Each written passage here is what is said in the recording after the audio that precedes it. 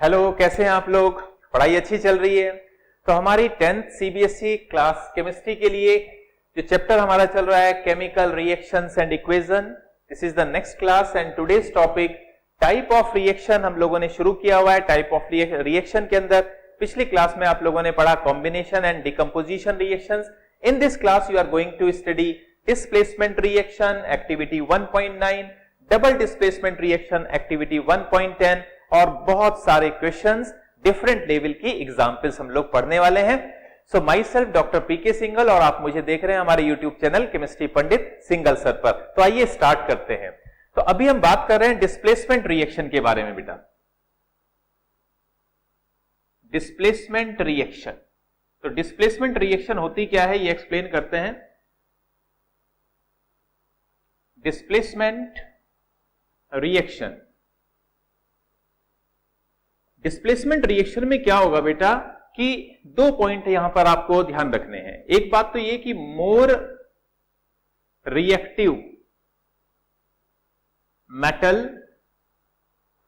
Displace the less reactive metal from their salt solution. इसको हम अभी स्टडी करने वाले हैं अच्छे से, बिल्कुल क्लियरली समझ में आएगा। और दूसरी बात यहां पर हम बोल सकते हैं सिमिलरली, अगर मैं यहां मेटल के जगह पर यूज करता हूं वर्ड नॉन मेटल,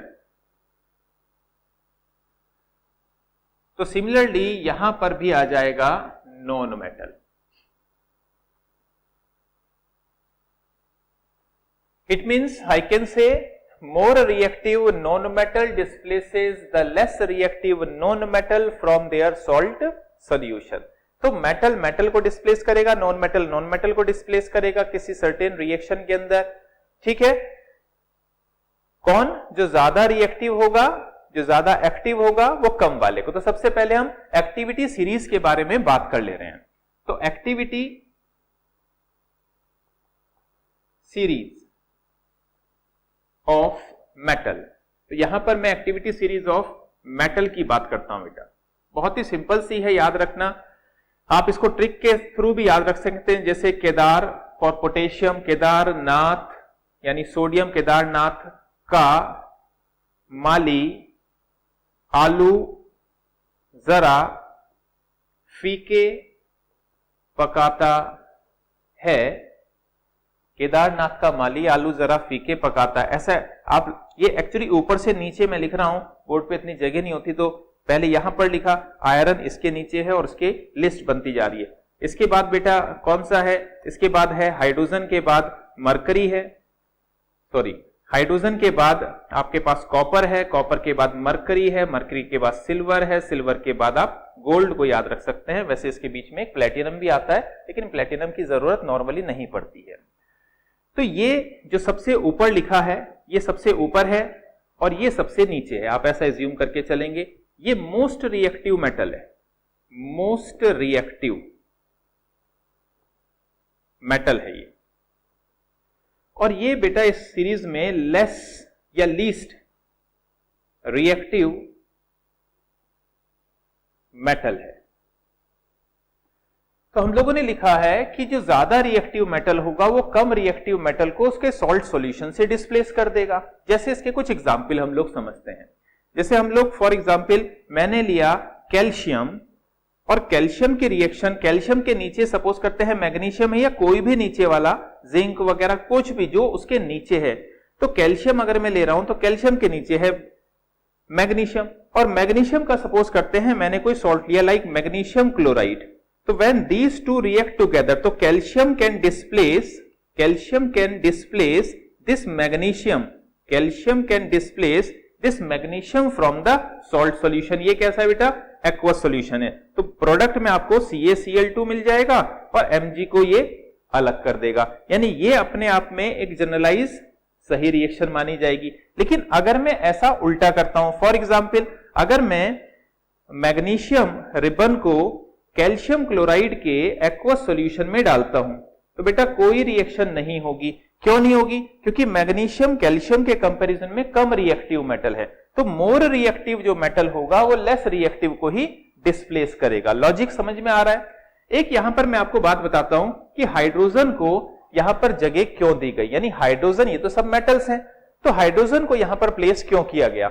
लॉजिक ये है कि हाइड्रोजन भी मेटल जैसा बिहेव कर सकता है, it can behave as metal, ये भी मेटल जैसा बिहेव कर सकता है बाई लूजिंग इलेक्ट्रॉन। इलेक्ट्रॉन को लूज करके आपको पता होगा हाइड्रोजन H+ में कन्वर्ट हो जाता है।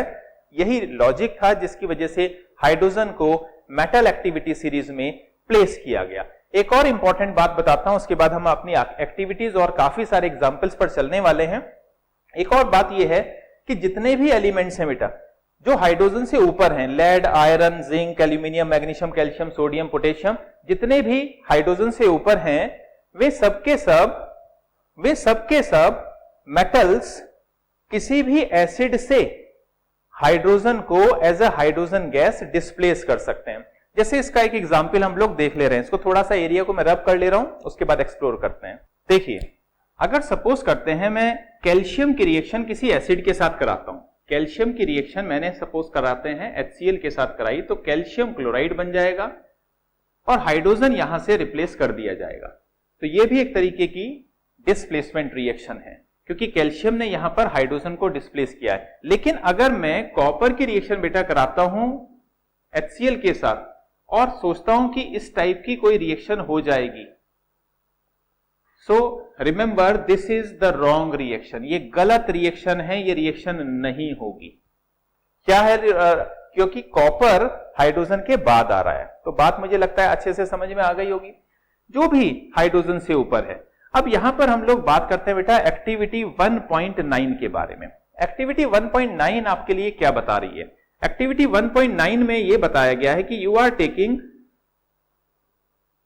टेस्ट ट्यूब, टेस्ट ट्यूब के अंदर आप लोगों ने लिया कॉपर सल्फेट का aqueous solution which is blue in colour. अब इसके बाद आपने क्या लिया? You are taking nails, nail आपको पता है किलो को बोलते हैं, लोहे की किलो को नेल्स बोलते हैं।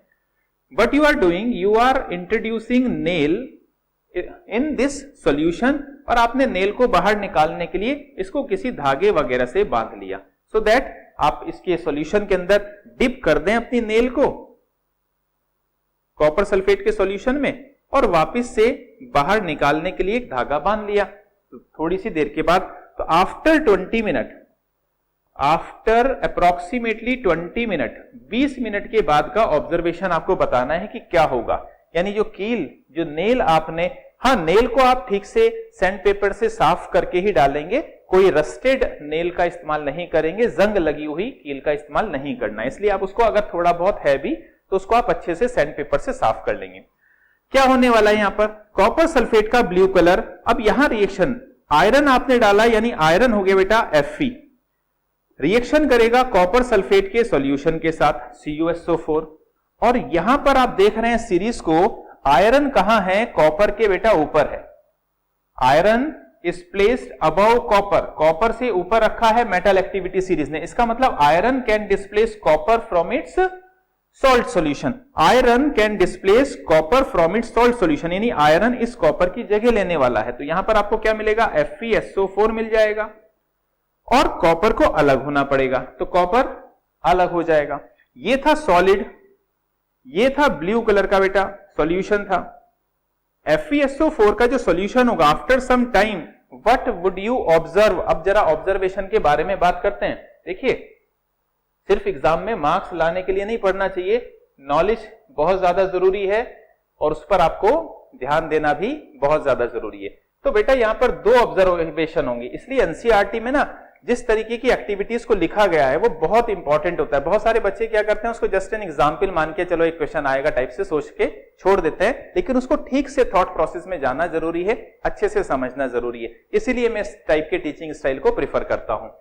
तो होना क्या है बेटा, ये जो आयरन की नेल है जो आपने इसके अंदर डाली थी और एक आयरन की नेल आपने अपने पास पहले से बचा के रखी थी, तो यहां पर 2 आयरन नेल्स आपके पास हैं, एक वो जो आपने सॉल्यूशन से निकालकर बाहर रखी है और एक जो आपके पास पहले से ही अवेलेबल थी। इन दोनों में फर्क आ चुका होगा, ये जैसी थी वैसी ही रहने वाली है ऑब्वियसली, लेकिन इस आयरन की नेल के ऊपर ये जो कॉपर सॉलिड है ये थोड़ा थोड़ा सा एक्युमुलेट हो जाता है, तो आयरन के ऊपर क्या होने वाला है, पिंक मेटल बोलते हैं, पिंक मेटल या कॉपर मेटल आप बोल सकते हैं, copper metal deposited, copper metal इसके ऊपर थोड़ा सा डिपॉजिट होने की वजह से ये थोड़ा ब्राउन कलर की हो जाएगी। किस कलर की हो जाएगी बेटा, ब्राउन कलर की हो जाएगी ये नेल, और ये तो जैसी भी है वैसी सिल्वरी जैसी रहने वाली है।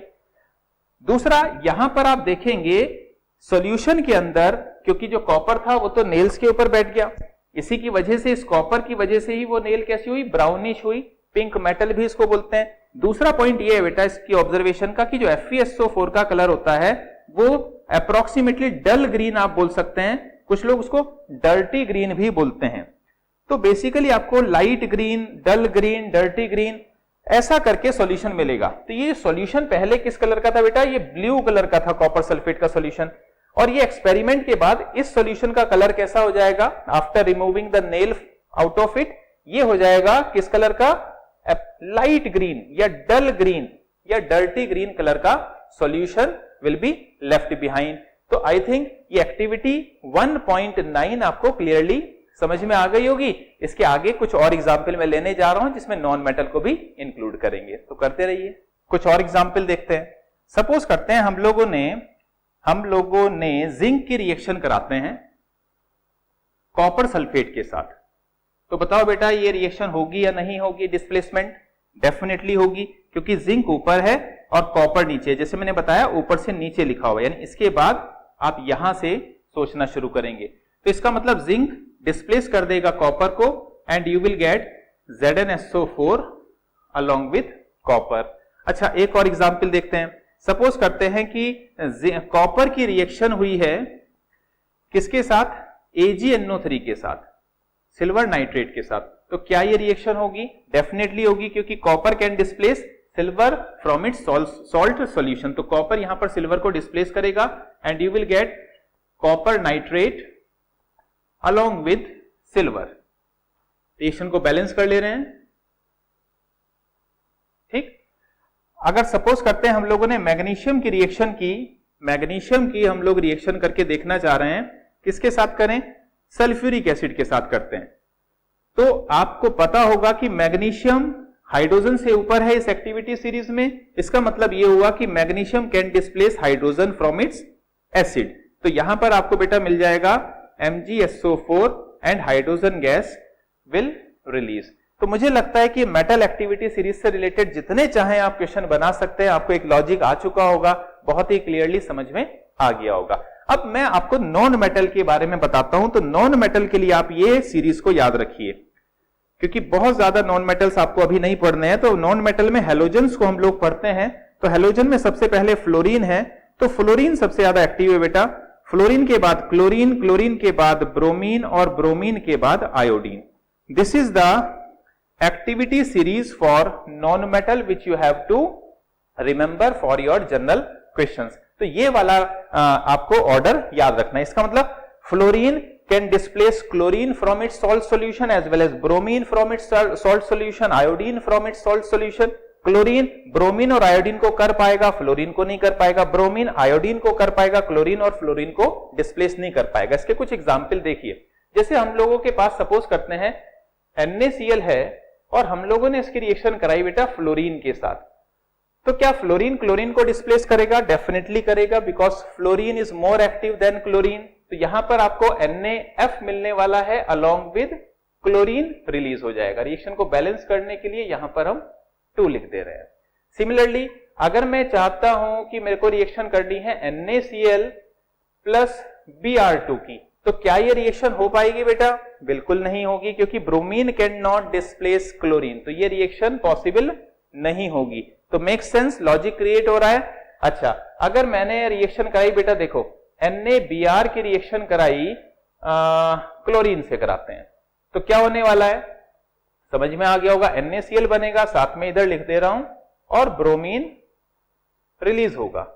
रिएक्शन को बैलेंस करते हैं, रिएक्शन बैलेंस हो गई। यहां पर ब्रोमीन बेटा वेपर की फॉर्म में रिलीज होती है, और याद रखना है कि ब्रोमीन की वेपर्स का कलर रेडिश ब्राउन होता है। क्या है, रेडिश ब्राउन। तो आपको अच्छे से याद रखना है। एक और रिएक्शन यहां पर देखते हैं, फॉर एग्जांपल हमारे पास है 2NaI, क्योंकि मेरे को बैलेंसिंग का पैटर्न समझ में आ गया तो मैं ऐसा लिख सकता हूं, Cl2 के साथ रिएक्शन हुई है, प्रोडक्ट आपका क्या बनने वाला है, 2NaCl बनेगा, साथ में आयोडीन। अब आयोडीन होता है वॉयलेट या पर्पल कलर का। देखो कलर वगैरह बड़ा जरूरी होते हैं, जहां पर एग्जामिनेशन में बच्चे फंसते हैं ज्यादातर कलर वगैरह की वजह से फंसते हैं, तो इसलिए बताते रहता हूं। तो आयोडीन सॉल्यूशन में डिसॉल्व हो जाएगी, इसलिए आपके इस पूरे रिएक्शन मिक्सचर का कलर कैसा हो जाएगा, पर्पल या वॉयलेट कलर का हो जाएगा। तो मुझे लगता है डिस्प्लेसमेंट रिएक्शन आपको बहुत अच्छे से समझ में आ गई होंगी। डिस्प्लेसमेंट रिएक्शन के बाद अब हम अगले टॉपिक की तरफ चल रहे हैं, that is double displacement reaction. After these two मैं आपको इसके एप्लीकेशन के बारे में बताऊंगा, क्वेश्चंस और देखेंगे, और at the end we will solve few questions. Last में हम लोग क्वेश्चन के बारे में बात करेंगे, जैसे सॉरी आपको पता ही होगा, पहले वाला जो आपने वीडियो देखा होगा, लास्ट में आपको कुछ क्वेश्चंस मिलते हैं और क्वेश्चन के आंसर अक्सर मैं डिस्क्रिप्शन में दे देता हूं, तो आप वहां पर कमेंट करके अपने आंसर्स को भी बता सकते हैं। तो आइए स्टार्ट करते हैं। स्टार्ट करते हैं बेटा double displacement. Double displacement reaction. Double displacement reaction क्या होती है, देखते हैं इसका मतलब। इसमें होगा क्या बेटा, सपोज करते हैं हमारे पास एक सब्सटेंस है, ये दूसरा सब्सटेंस है। अब सब्सटेंस है, सपोज करते हैं A एंड B, यहां पर है C एंड D। ये इसका पॉजिटिव पार्ट है, ये इसका नेगेटिव पार्ट, ये पॉजिटिव पार्ट, ये नेगेटिव पार्ट। जैसे आयोनिक, ये भी सॉल्यूशन में है, यानी एक्वस में यहां पर लिख दे रहा हूं बेटा, ये भी एक्वस सॉल्यूशन के अंदर है। तो यहां पर होगा क्या, इसका एनायन इसके एनायन को रिप्लेस कर देगा, या हम बोलें इसका कैटायन इसके कैटायन को डिस्प्लेस कर देगा, क्योंकि ये इसकी जगह आ जाएगा तो वापस ये इसकी जगह पर पहुंच जाएगा। तो finally you will get, if this will happen, A will come with D and C plus B, तो you will get these type of products, इस टाइप के प्रोडक्ट्स बनते हैं। अब यहां पर कुछ कैटेगरी हैं, वो उसके बारे में बात करते हैं। सपोज करते हैं ये एक एसिड है, ये एक बेस है, इन दोनों ने रिएक्शन की, तो रिएक्शन के प्रोसेस को हम लोग न्यूट्रलाइजेशन बोलेंगे। दूसरा यहां पर हो सकता है, सपोज करते हैं ये बेटा एक सॉल्ट है, ये कोई दूसरा ही नंबर का कोई सॉल्ट है, इन दोनों ने आपस में रिएक्शन की और यहां पर कोई प्रेसिपिटेट बना दिया, पीपीटी लिखते हैं शॉर्ट फॉर्म में, साथ में जो भी सॉल्ट दूसरा कुछ बना सॉल्युबल है, लेकिन एक सॉल्ट प्रेसिपिटेट की फॉर्म में बना। तो इस टाइप की कैटेगरी वाली रिएक्शन को हम प्रेसिपिटेशन रिएक्शन बोलते हैं, प्रेसिपिटेशन रिएक्शन बोलते हैं। अब हम इसको थोड़ा एग्जाम्पल वाइज एक्सप्लोर करते हैं और बेटर तरीके से समझने के लिए। अब सपोज करते हैं हम लोग एक्टिविटी 1.10 को अब एक्सप्लोर करते हैं। एक्टिविटी 1.10 में क्या बताया बेटा कि you are having a test tube, एक टेस्ट ट्यूब है, इस टेस्ट ट्यूब के अंदर आपने बेरियम क्लोराइड का एक्वस सॉल्यूशन रखा है और सोडियम सल्फेट का aqueous solution you are introducing into it.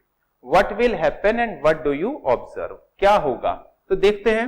देखिए बेटा, barium chloride when react with sodium sulphate in aqueous medium, medium कैसा है? Aqueous medium. What will happen, क्या होगा? इसका जो नेगेटिव पार्ट है बेटा वो है क्लोराइड, इसका नेगेटिव पार्ट है सल्फेट, तो ये आपस में एक्सचेंज करेंगे।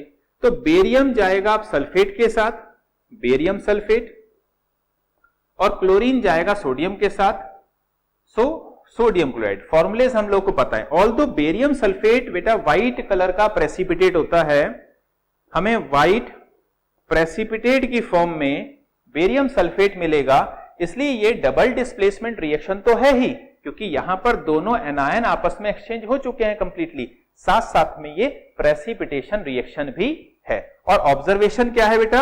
ऑब्जर्वेशन है white precipitate of barium sulphate will form, white precipitate of barium sulphate will form. So this is your activity 1.10। अब कुछ और एग्जाम्पल को एक्सप्लोर करते हैं जहां पर ये सारी चीजें देखी जाती हैं।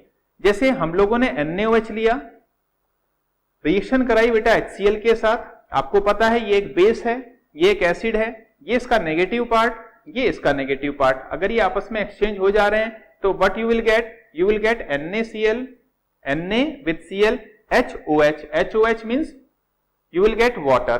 तो है तो बेसिकली ये भी इसी कैटेगरी की रिएक्शन, लेकिन साथ में आप इसको क्या बोलने वाले हैं? न्यूट्रलाइजेशन का प्रोसेस बोलने वाले हैं। ऑल्दो हम एसिड बेस एंड सॉल्ट जो नेक्स्ट चैप्टर आएगा आपका, वहां पर हम acid base and salt chapter में न्यूट्रलाइजेशन, टाइट्रेशन, हर टाइप के क्वेश्चन को बहुत अच्छे से सॉल्व करेंगे, तो वहां पर आपको काफी कुछ और सीखने को मिलेगा। जैसे हम लोग के पास से सपोज करते हैं कॉपर सल्फेट, देखिए जितने ज्यादा एग्जाम्पल आप एक्सप्लोर करेंगे आपके लिए उतना अच्छा होता जाएगा। कॉपर सल्फेट की रिएक्शन सपोज करते हैं मैंने कराई NH4OH के साथ, अमोनियम हाइड्रोक्साइड, तो कॉपर हाइड्रोक्साइड बनेगा बेटा, आप समझ में आ रहा होगा, कॉपर हाइड्रोक्साइड बन रहा है, अमोनियम का सल्फेट बन रहा है, अमोनियम का सल्फेट बन जा रहा है। ये जो कॉपर हाइड्रोक्साइड बना ये प्रेसिपिटेट फॉर्म में बनता है, और इसका जो कलर ऑफ प्रेसिपिटेट होता है वो होता है pale blue, pale blue PPT of copper hydroxide forms. एक और इंपॉर्टेंट बात, अगर मैं इस रिएक्शन के अंदर, ये काफी काम की बात बता रहा हूं, अगर इस पर्टिकुलर रिएक्शन में NH4OH अगर मैं एक्सेस में ले लूं, बहुत सारा डाल दूं, तो होगा क्या? ये pale blue precipitate, what will happen? This pale blue precipitate of copper hydroxide will dissolve in excess of NH4OH and finally gives deep blue solution। बहुत इंपॉर्टेंट पॉइंट है बेटा, इसको अच्छे से नोट करेंगे। यानी अगर आपने एक्सिस में NH4OH को डाल दिया तो क्या होगा, तो ये काफी इंपॉर्टेंट सा पॉइंट था। एक दो और रिएक्शन को देख ले रहे हैं, ऑल्दो मुझे लगता है कि आपको डबल डिस्प्लेसमेंट समझ में आ गया होगा, लेकिन वन और टू अगर हम और ज्यादा एक्सप्लोर करेंगे तो हमारे लिए और अच्छा होगा। और एंड स्क्रीन पर जो सबसे लास्ट में आपको मिलेगा, कुछ क्वेश्चंस मिलेंगे, उनके आंसर आपको डिस्क्रिप्शन में मैं देने वाला हूं, तो उसको आप जरूर से करिए। देखिए एक ये भी बड़ी पॉपुलर सी रिएक्शन मानते हैं जिसमें silver nitrate react with sodium chloride, you try this. एक मैं लिखता हूं FeS react with HCl, you complete this reaction। and one more, like we are having lead nitrate along with potassium iodide, इसको आप complete करें। ठीक है, try करा, जल्दी से पॉज करके ट्राई करिए, उसके बाद आंसर को लिखते हैं। चलो स्टार्ट करते हैं। तो सिल्वर क्लोराइड बनेगा यहां पर बेटा, एक्वा सॉल्यूशन है सभी का। याद रखिए सिल्वर क्लोराइड AgCl का व्हाइट कलर का प्रेसिपिटेट बनता है। कैसा बनता है? व्हाइट। ऑब्जर्वेशन बिल्कुल पक्का अपने दिमाग में रखिए। साथ में मिलेगा सोडियम नाइट्रेट NaNO3। इस इक्वेशन को एक्सप्लोर करते हैं। यहां पर फेरस का क्लोराइड आपको मिलने वाला है और साथ में मिलेगा हाइड्रोजन का सल्फाइड, यानी रोटन एग स्मेल वाली गैस। रिएक्शन को करा मैंने बैलेंस, ठीक है ना। ये रोटन एग वाली स्मेल है H2S, अच्छे से याद रखिए H2S गैस यानी रोटन एग वाली स्मेल। लेड नाइट्रेट की पोटेशियम आयोडाइड के साथ रिएक्शन करते हैं तो लेड आयोडाइड यहां पर बनने वाला है बेटा, लेड आयोडाइड, और साथ में पोटेशियम नाइट्रेट बनेगा, पोटेशियम नाइट्रेट। रिएक्शन को करते हैं balance. So these are few questions related with double displacement reaction. मुझे लगता है बहुत अच्छे से समझ में आ गया होगा। अब कुछ यूजेस की बात करूं मैं इंडस्ट्रियल यूजेस में, तो सिल्वर एंड गोल्ड का एक्सट्रैक्शन ये बहुत इंपॉर्टेंट है। सिल्वर और गोल्ड के एक्सट्रैक्शन के लिए हम लोग डबल डिस्प्लेसमेंट मेथड को काफी इंडस्ट्री में इस्तेमाल किया जाता है। हम करते क्या हैं, थोड़ा सा सुन लेते हैं। सिल्वर या गोल्ड का जो भी ओर होगा, मेटल के ओर्स होते हैं, मेटलर्जी में हम पढ़ेंगे, ओर की रिएक्शन हम लोग साइनाइड के साथ करा देते हैं। किसके साथ करा देते हैं बेटा? साइनाइड ग्रुप के साथ करा देते हैं। इसकी डिटेलिंग आप लोग आगे पढ़ने वाले हैं, मैं अच्छे से पढ़ाने वाला हूं। साइनाइड के बाद बन जाता है कॉम्प्लेक्स, साइनाइड के बाद बन जाता है कॉम्प्लेक्स। थोड़ा एक ब्रीफ आइडिया आपको मिल जाएगा इससे। यानी सिल्वर या गोल्ड का जो भी मेटल का ओर है नेचर में मिलने वाला, उसकी रिएक्शन साइनाइड से कराई, साइनाइड के बाद आपको कोई मिलता है कॉम्प्लेक्स। कॉम्प्लेक्स की रिएक्शन आप जिंक से करा देते हैं, क्योंकि जिंक मेटल एक्टिविटी सीरीज में ऊपर है। डिस्प्लेसमेंट की मैं एग्जांपल की बात कर रहा हूं, यूज की बात कर रहा हूं। जिंक ऊपर है तो यहां से आपको ये जिंक सिल्वर या फिर गोल्ड को डिस्प्लेस कर देगा, और इस तरीके से हम लोग बेसिकली साइनाइड मेथड की हेल्प से, ऐसा बोला जाता है, आगे डिटेल पढ़ेंगे, इस मेथड की हेल्प से हम लोग गोल्ड और सिल्वर जैसे मेटल को एक्सट्रैक्ट करते हैं इंडस्ट्री के अंदर।